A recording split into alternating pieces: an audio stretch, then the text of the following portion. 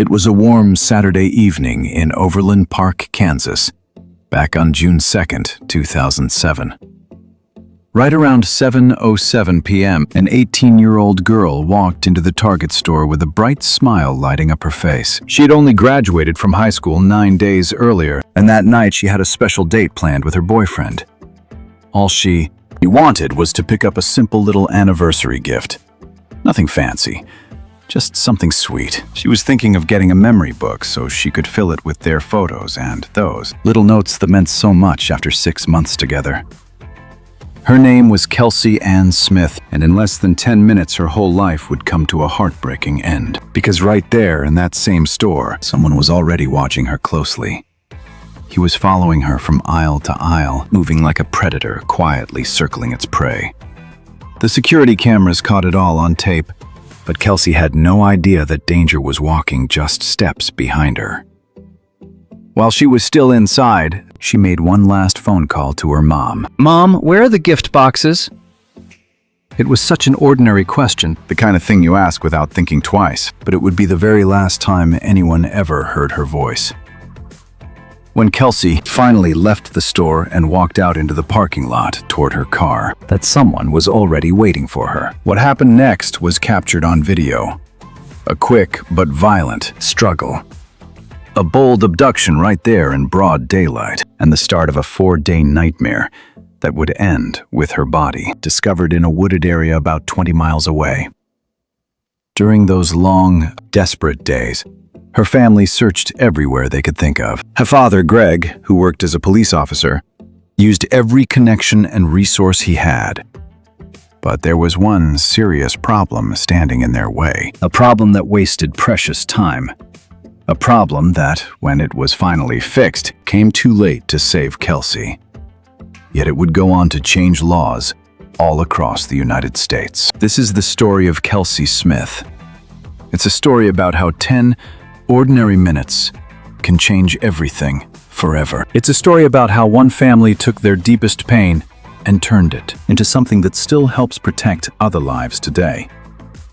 And above all, it's a story that shows us why every single second matters so much when someone we love suddenly goes missing. If you're new here and you appreciate true crime stories told with respect and real heart, I'd love for you to hit that subscribe button and turn on notifications. We take our time with these cases, we honor the victims, and we look at the lasting impact they leave behind. Stay with me through this one, because Kelsey's story has a way of staying with you long after it ends. But before we get to that awful evening, let's take a little time to really get to know who Kelsey Ann Smith was as a person. Kelsey was born on May 3rd, 1989, right there in Overland Park, Kansas. She was the third of 4 children in a warm, close-knit family. Her dad, Greg, served as a police officer his whole career, a man who dedicated his life to keeping other people safe, never dreaming that one day he wouldn't be able to protect his own little girl. Her mom, Missy, was the steady heart of the household, the one who held everyone together with love and quiet strength. Kelsey had 2 older sisters, Stephanie and Lindsay, and a younger brother named Zach. Right from the start, Kelsey had a special spark about her. She possessed a wonderful sense of humor and such an outgoing personality that people just naturally gravitated toward her. She was the type of girl who would show up at school on her friends' birthdays carrying armfuls of colorful balloons, laughing as she made them carry those balloons around all day. She was playful in the best way, kind-hearted, and so full of life that she seemed to make every room she entered feel a little brighter and happier. During her years at Shawnee Mission West High School, Kelsey poured her energy into the things she truly loved. She played clarinet in the school band, ran track, and took part in theater productions. Music moved her deeply. Performing brought her real joy, and being around her friends was where she felt most at home. She was a serious student who worked hard and carried big dreams for the future. On May 24th, 2007, just 9 days before that trip to Target, Kelsey proudly walked across the graduation stage. It was a beautiful day filled with pride and celebration for the whole Smith family. She had been accepted to Kansas State University, where she planned to study veterinary medicine. She had always loved animals with all her heart and couldn't wait to become a veterinarian one day. She had also earned a spot in the university's marching band, where she would keep playing the clarinet she loved so much. At just 18 years old, Kelsey's life seemed full of endless possibilities. She was excited about college, excited about continuing her music, and excited about everything that lay ahead. She was also happily dating her boyfriend, John Beersmith. They had been together for 6 months, and for two young people, that felt like a lifetime. Kelsey wanted to mark the occasion in a special way, so that evening she decided to stop by Target to find a thoughtful anniversary gift. She pictured filling that memory book with their favorite photos and sweet little messages. It was the kind of personal, loving gesture that showed how much she cared. That afternoon, she got herself ready for their date. John was planning to pick her up around 8 o'clock, so she figured she had plenty of time for a quick run to the store and back home. At least, that's what she believed.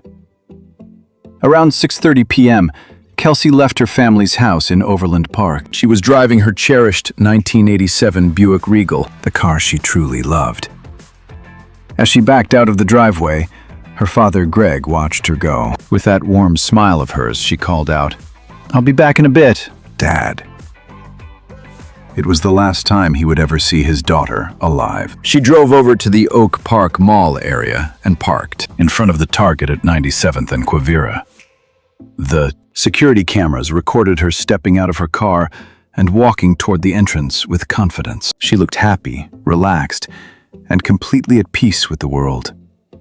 Just a typical 18-year-old girl running a simple errand on a Saturday evening. She was dressed casually in jeans and a t-shirt, her hair pulled back neatly, blending right in with everyone else. No one could have imagined that inside those well-lit aisles, a predator had already picked her out. Kelsey moved through the store with purpose. She quickly found the memory book she wanted and began looking for a nice gift box to wrap it in. At one point, she took out her phone and called her mother. Mom, where are the gift boxes? She asked. It was such a simple, everyday kind of question. Missy gave her directions, and they spoke for just a short while. Kelsey mentioned she would be heading home soon. There was nothing strange or worried in her voice at all, no hint that anything was wrong. It would be the very last conversation Missy would ever have with her daughter. What Kelsey didn't realize, and what none of her family knew at the time, was that while she was shopping, a man wearing a white t-shirt and black shorts was quietly following her. The store's security cameras captured every moment. He stayed careful not to be too obvious.